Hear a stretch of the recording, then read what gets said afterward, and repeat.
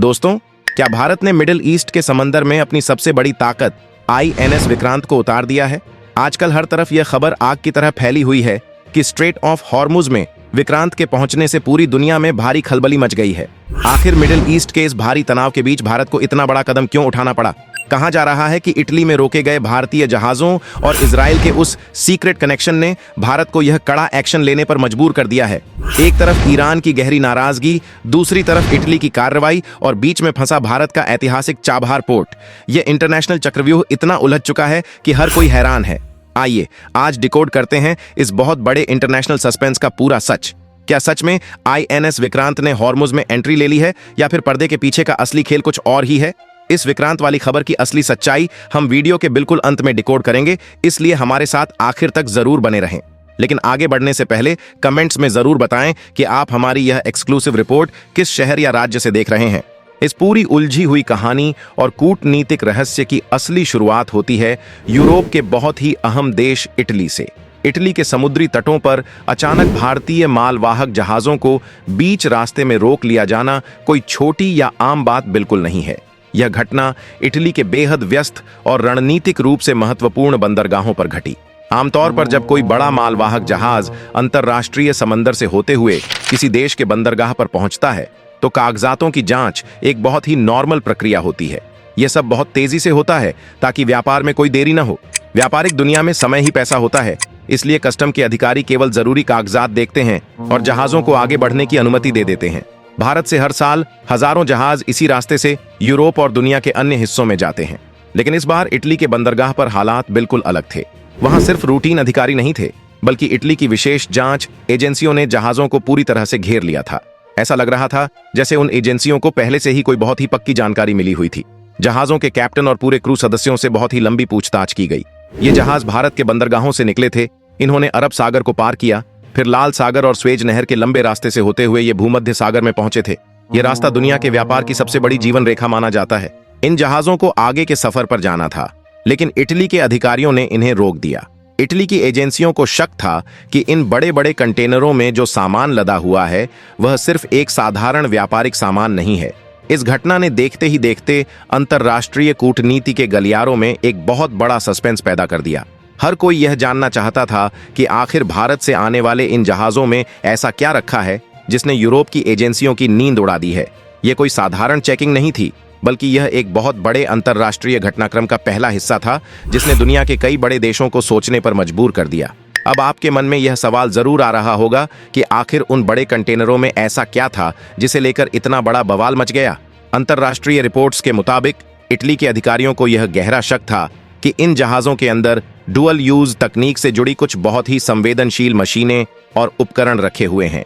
अब आप सोचेंगे कि यह डुअल यूज क्या होता है? दोस्तों, इसे बहुत ही आसान भाषा में समझें। ये कुछ ऐसे खास उपकरण या मशीनें होती हैं जिनका इस्तेमाल आम नागरिक अपनी रोजमर्रा की जिंदगी या फैक्ट्रियों में कर सकते हैं, लेकिन ठीक उसी मशीन का इस्तेमाल थोड़ा सा बदलाव करके सुरक्षा क्षेत्र या रक्षा उपकरणों को बनाने के लिए भी किया जा सकता है। इसे एक साधारण उदाहरण से समझते हैं। मान लीजिए एक बहुत ही हाईटेक ड्रोन कैमरा है।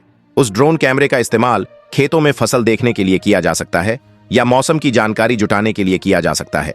यह उसका आम इस्तेमाल हुआ। लेकिन उसी ड्रोन का इस्तेमाल किसी देश की सीमा पर निगरानी रखने या जानकारी जुटाने के लिए भी किया जा सकता है। यह उसका सुरक्षा इस्तेमाल हुआ। एक और उदाहरण लेते हैं। मान लीजिए कोई बहुत ही आधुनिक CNC मशीन है। इस मशीन का काम लोहे या स्टील को बहुत ही बारीकी से काटना होता है। इस मशीन से कार के आम पुर्जे भी बनाए जा सकते हैं और इसी मशीन का इस्तेमाल करके किसी बहुत ही संवेदनशील सुरक्षा उपकरण के पुर्जे भी बनाए जा सकते हैं। इसी तरह कुछ खास तरह के केमिकल होते हैं जो खेती में खाद बनाने के काम आते हैं, लेकिन उनका इस्तेमाल कुछ अन्य संवेदनशील कामों में भी किया जा सकता है। इटली के अधिकारियों का यही दावा था कि कागजों पर जो जानकारी दी गई थी, अंदर रखा सामान उससे थोड़ा अलग हो सकता है या उसका इस्तेमाल किसी दूसरे संवेदनशील काम के लिए किया जा सकता है। इसी शक के आधार पर इटली ने जहाजों को आगे बढ़ने से रोक दिया और पूरे सामान की बारीकी से जांच शुरू कर दी। अंतर्राष्ट्रीय व्यापार के नियमों के तहत ऐसे सामानों को भेजने के लिए बहुत सी अनुमतियों की आवश्यकता होती है। इटली की एजेंसियां यही सुनिश्चित करना चाहती थीं कि यह सामान सही हाथों में जा रहा है या नहीं।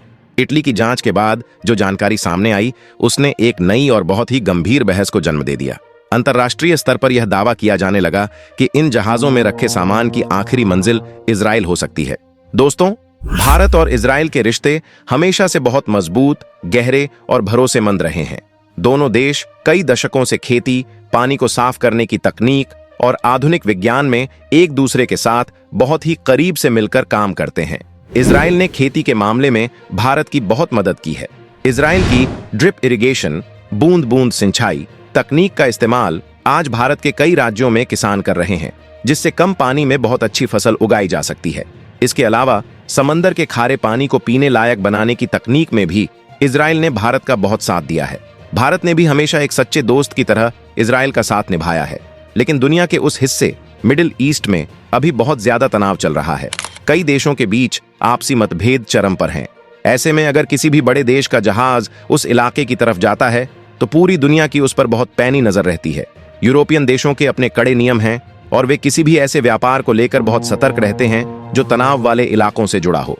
जैसे ही इजराइल का नाम इस भारतीय खेप से जुड़ा, यूरोपीय एजेंसियों ने इसे बहुत गंभीरता से लिया और जांच का दायरा कई गुना बढ़ा दिया गया।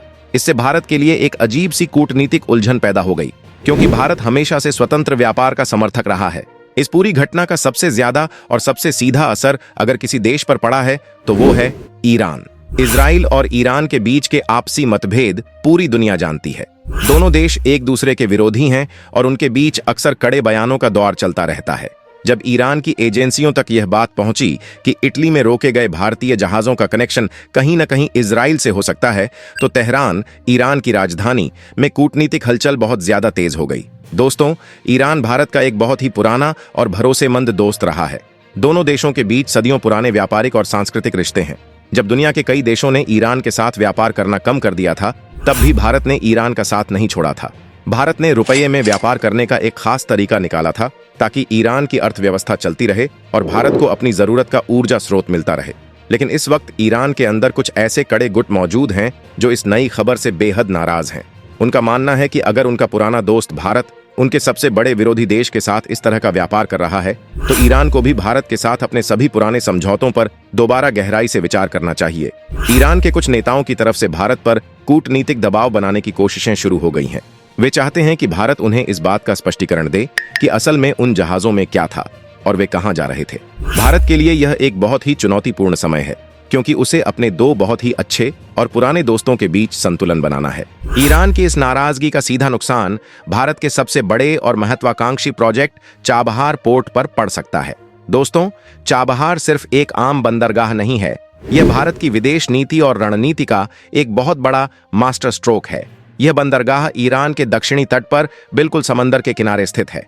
इस पोर्ट के जरिए भारत सीधे ईरान, अफगानिस्तान और मध्य एशिया के कई देशों जैसे कजाकिस्तान, उज्बेकिस्तान, ताजिकिस्तान तक अपना माल और व्यापार भेज सकता है। इस पोर्ट की सबसे बड़ी खासियत यह है कि इसके जरिए भारत को पाकिस्तान के रास्ते की कोई जरूरत नहीं पड़ती। आपको पता ही है कि पाकिस्तान भारत के व्यापारिक ट्रकों को अपने रास्ते से अफगानिस्तान या मध्य एशिया जाने की अनुमति नहीं देता है। इससे भारत के व्यापार को बहुत नुकसान होता था। इसलिए भारत ने यह नया और शानदार रास्ता निकाला। भारतीय व्यापारिक जहाज सीधे गुजरात के कांडला पोर्ट या मुंबई से निकलते हैं और बिना किसी रुकावट के ईरान के चाबहार पोर्ट पहुंच जाते हैं। वहां से सामान को ट्रकों और रेल के जरिए अफगानिस्तान और मध्य एशिया के बाजारों तक बहुत आसानी से पहुंचाया जा सकता है। भारत ने इस पोर्ट को आधुनिक बनाने और विकसित करने के लिए करोड़ों रुपए का भारी निवेश किया है। वहां बड़ी बड़ी क्रेनें लगाई गई हैं और नई सड़कें बनाई गई हैं। हाल ही में भारत और ईरान के बीच इस पोर्ट के संचालन को लेकर एक ऐतिहासिक एग्रीमेंट भी साइन किया गया था। लेकिन अब इटली वाले मामले के बाद ईरान के कुछ कड़े नेता यह मांग कर रहे हैं कि भारत के साथ इस पोर्ट की डील को तुरंत प्रभाव से रद्द कर दिया जाए। अगर सच में ऐसा होता है तो यह भारत के व्यापार और कूटनीति के लिए एक बहुत बड़ा झटका साबित होगा, क्योंकि भारत ने मध्य एशिया तक पहुंचने के लिए इस प्रोजेक्ट पर सालों मेहनत की है। चाबहार पोर्ट की अहमियत सिर्फ कुछ देशों तक सीमित नहीं है, बल्कि यह एक बहुत ही विशाल और मेगा प्रोजेक्ट का अहम हिस्सा है, जिसे international north south transport corridor कहा जाता है। ये कॉरिडोर एक बहुत बड़ा और लंबा नेटवर्क है, जिसमें समुद्री रास्ते, रेल की पटरियां और बड़े बड़े सड़क मार्ग सब शामिल हैं। ये कॉरिडोर भारत को ईरान के रास्ते सीधे रूस और पूरे यूरोप तक जोड़ता है। इस नए रास्ते से सामान भेजने में पुराने स्वेज नहर वाले लंबे रास्ते के मुकाबले लगभग आधा समय लगता है। इसके साथ ही माल ढुलाई का पैसा भी बहुत कम लगता है। भारत इस प्रोजेक्ट को लेकर बहुत ज्यादा उत्साहित है। इसका सबसे बड़ा कारण यह है कि इससे भारतीय किसानों का अनाज, भारतीय दवाइयां, मसाले, कपड़े और फैक्ट्रियों का सामान दुनिया के सबसे बड़े बाजारों तक बहुत जल्दी और सस्ते दाम में पहुंचाया जा सकेगा। इससे भारत की अर्थव्यवस्था को एक बहुत बड़ा बूस्ट मिलेगा। हमारे छोटे और बड़े व्यापारियों को दुनिया के बाजारों में अपनी जगह बनाने का एक नया अवसर मिलेगा। लेकिन इस पूरे मेगा कॉरिडोर की सफलता पूरी तरह से ईरान के सहयोग पर टिकी हुई है। यह पूरा रास्ता ईरान के बीच से होकर गुजरता है। अगर ईरान ही साथ छोड़ देगा तो यह रास्ता बीच में ही टूट जाएगा। इटली की इस एक घटना ने भारत के इस सुनहरे सपने पर शक के बहुत गहरे बादल खड़े कर दिए हैं। भारत सरकार बहुत अच्छी तरह जानती है कि इस प्रोजेक्ट का रुकना देश के भविष्य के व्यापार के लिए कितना नुकसानदायक हो सकता है। इस पूरी उलझन और तनाव के बीच एक और देश है जो बहुत ध्यान से सब कुछ देख रहा है और मौके का फायदा उठाने की फिराक में है, और वो है चीन। चीन हमेशा से एशिया में भारत के बढ़ते हुए व्यापारिक प्रभाव को कम करना चाहता है। चीन ने अपनी रणनीति के तहत पाकिस्तान में ग्वादर पोर्ट बनाया है, जो ईरान के चाबहार पोर्ट से बहुत ही कम दूरी पर स्थित है। भारत का चाबहार पोर्ट बनाना चीन के उसी ग्वादर पोर्ट का एक करारा जवाब था। भारत यह दिखाना चाहता था कि वह भी इस क्षेत्र में एक बड़ी व्यापारिक ताकत है। चीन और ईरान के बीच पहले से ही 25 साल का एक बहुत बड़ा आर्थिक समझौता हो रखा है। इसके तहत चीन ईरान में बहुत भारी निवेश कर रहा है। चीन की नजर बहुत लंबे समय से चाबहार पोर्ट पर है। चीन बस इस बात का इंतजार कर रहा है कि कब भारत और ईरान के रिश्तों में खटास आए और कब भारत चाबहार पोर्ट के प्रोजेक्ट से बाहर हो। जैसे ही भारत बाहर होगा, चीन अपने अथाह पैसों का इस्तेमाल करके इस पोर्ट पर अपना कब्जा जमाने की पूरी कोशिश करेगा। चीन की इस नीति को दुनिया भर में जाना जाता है, जहां वह देशों को भारी कर्ज देता है और फिर उनके अहम प्रोजेक्ट्स पर अपना अधिकार जमा लेता है। भारत किसी भी हाल में ईरान को नाराज करके चीन को यह मौका नहीं देना चाहता। भारत चाहता है कि चाबहार पोर्ट एक स्वतंत्र और मजबूत व्यापारिक केंद्र बना रहे, जिस पर किसी एक देश का एकाधिकार न हो। अब बात करते हैं उस इलाके की जहां कहा जा रहा है कि INS विक्रांत गया है। वह जगह है स्ट्रेट ऑफ हॉर्मुज। दोस्तों, ओमान और ईरान के बीच मौजूद यह समुद्री रास्ता दुनिया के लिए बेहद अहम है। दुनिया का लगभग 20% कच्चा तेल इसी छोटे से रास्ते से गुजरता है। अगर यह एक दिन भी बंद हुआ तो पूरी दुनिया में पेट्रोल डीजल के दाम आसमान छूने लगेंगे। फिलहाल मिडिल ईस्ट के तनाव की वजह से यहां से जहाजों का निकलना बहुत मुश्किल हो गया है और ऊर्जा संकट का डर सता रहा है। इसी समस्या को सुलझाने और इस समुद्री रास्ते को फिर से सुरक्षित करने के लिए ब्रिटेन ने कई देशों की एक इमरजेंसी बैठक बुलाई है। शायद आप सोच रहे होंगे कि इटली, ईरान, चाबहार और हॉर्मुज की इन बड़ी बड़ी अंतर्राष्ट्रीय बातों का एक आम भारतीय नागरिक से क्या लेना देना है। दोस्तों, आज की दुनिया में सब कुछ आपस में जुड़ा है। अगर समंदर के रास्ते असुरक्षित होंगे तो जहाजों का इंश्योरेंस और किराया बढ़ेगा। इसका सीधा असर हमारे पेट्रोल डीजल पर पड़ेगा और देखते ही देखते देश में फल सब्जियों से लेकर हर चीज महंगी हो जाएगी। इसीलिए सरकार हमारी अर्थव्यवस्था और आम जनता को बचाने के लिए रास्तों को सुरक्षित कर रही है। अब आते हैं उस सबसे बड़े सस्पेंस पर। क्या INS विक्रांत सच में हॉर्मुज में घुस गया है? सच्चाई ये है दोस्तों, बिल्कुल नहीं। ये सिर्फ एक अफवाह है जिसे बेवजह बढ़ा चढ़ाकर बताया जा रहा है। असली सच ये है कि हमारी नौसेना ने तनाव को देखते हुए अरब सागर में अपनी गश्त जरूर बढ़ाई है, ताकि हमारे व्यापारिक जहाजों को पूरी सुरक्षा मिल सके। भारत का मकसद सिर्फ अपना व्यापार सुरक्षित करना है, बिना कोई तनाव बढ़ाए या किसी को चुनौती दिए। विक्रांत के सीधे हॉर्मुज में घुसने की बात गलत है। इन सब मुश्किलों के बीच भारत बहुत ही शांत और समझदारी भरी कूटनीति पर काम कर रहा है। हमारी नीति एकदम साफ है। इजराइल के साथ रिश्ते अपनी जगह हैं और ईरान के साथ पुरानी दोस्ती अपनी जगह। भारत कभी किसी दबाव में नहीं झुकता, बल्कि अपनी शर्तों पर सही रास्ता निकालता है। इटली का एक्शन और ईरान की नाराजगी एक बड़ी परीक्षा जरूर है, लेकिन हमारी सरकार इसे बहुत अच्छे से हैंडल कर रही है। अब देखना यह है कि क्या भारत अपनी इस समझदारी से चाबहार पोर्ट को चीन के हाथों में जाने से बचा लेगा। इस पूरे मुद्दे पर आपकी क्या राय है? कमेंट बॉक्स में हमें जरूर बताएं। अगर आपको हमारी यह एक्सक्लूसिव रिपोर्ट पसंद आई हो तो वीडियो को लाइक जरूर करें। ऐसी ही सटीक और गहराई से की गई खबरों के लिए अपने चैनल को अभी सब्सक्राइब करके बेल आइकॉन दबाएं। जल्द मिलेंगे एक नए मुद्दे के साथ। तब तक अपना और अपने परिवार का बहुत ख्याल रखें। जय हिंद, वंदे मातरम।